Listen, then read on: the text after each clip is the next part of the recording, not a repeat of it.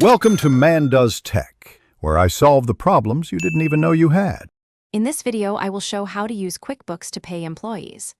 Open QuickBooks Payroll, verify employee profiles, and confirm tax settings before you run a pay cycle. Set up pay schedules, enter hours or salary, and select pay methods. Review taxes and deductions on the payroll preview screen, then approve and submit payroll for processing. Keep records and run payroll reports to reconcile bank activity and ensure compliance.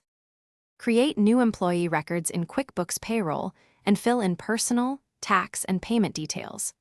Upload or manually enter Form W-4 information and any state withholding specifics, ensuring accuracy to avoid payroll errors.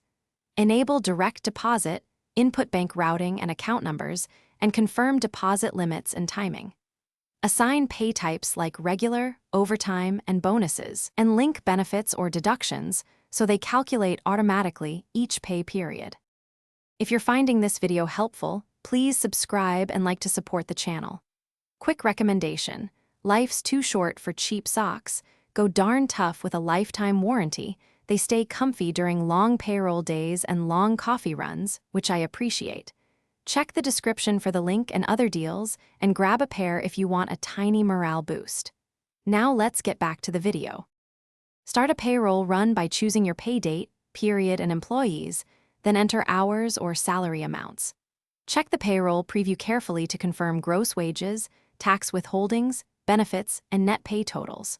Approve the payroll to process direct deposits or print checks, then distribute pay stubs and update your accounting records.